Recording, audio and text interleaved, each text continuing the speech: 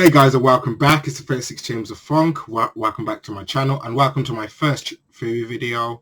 Now, spoilers ahead if you're not caught up to date with My Hero Academia chapters 213 onwards, and if you're an anime only fan, because I'll be going into some endgame type spoilers here.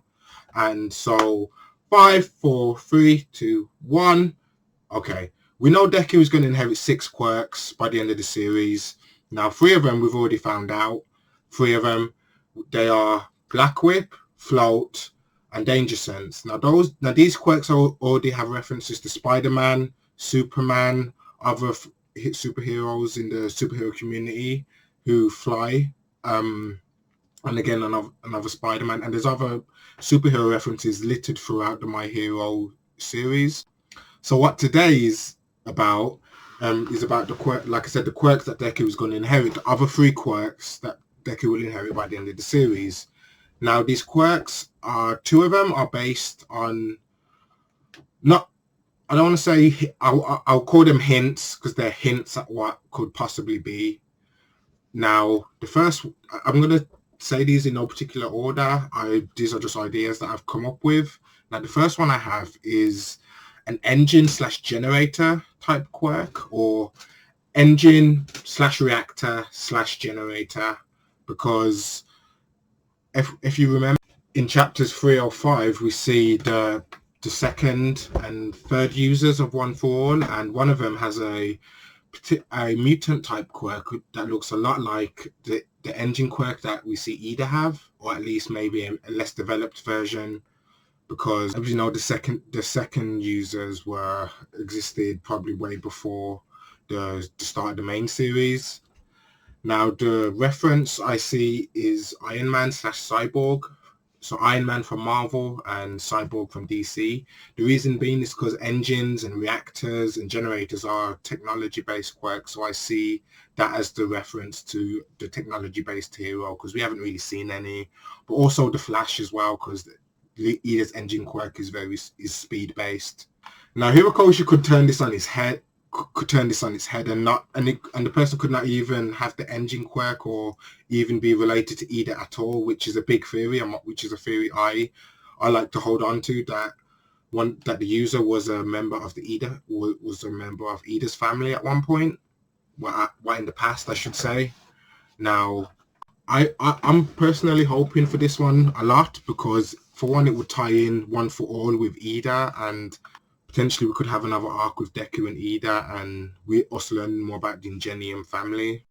The second quirk I have down is sound manipulation / conversion or absorption. Now, the superhero I drew inspiration from that was Black Bolt from Marvel, and Present Mike as well.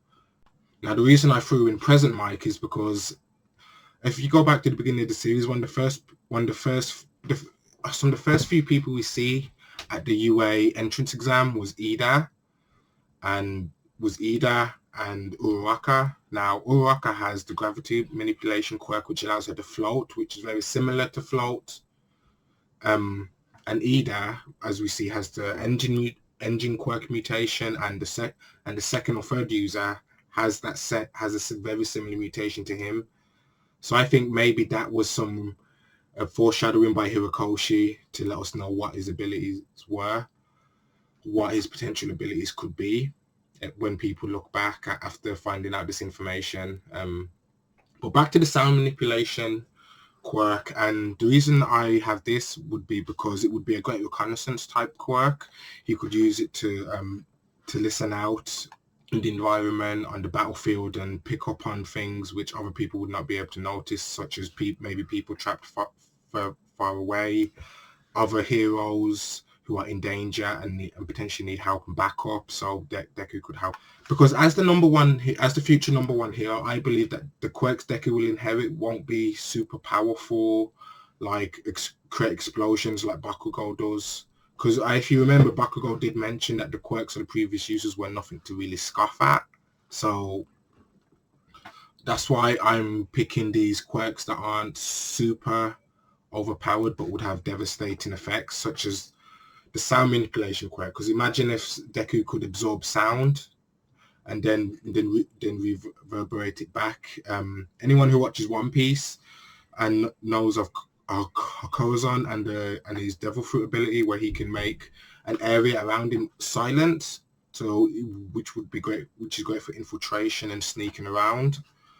But also the sound manipulation / conversion ability was an idea I had, where Deku can literally convert his screams into energy or power, or at least convert his screams into like shock waves to damage the opponents.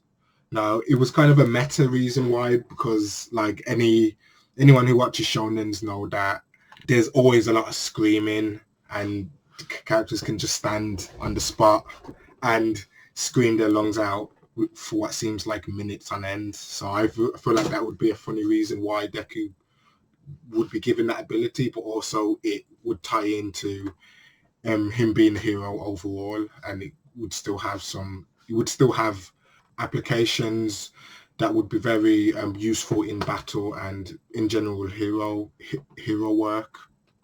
Okay, so the next ability I had was smoke and vapor manipulation. Now, this was based on the fact that the 6th user of One for All, his name is N, and the kanji for that is smoke. So that was the reason why I had that one down, because I was trying to go in line with things that we may already know in the series, rather than just pull far out pull powers that would be too overpowered for Deku.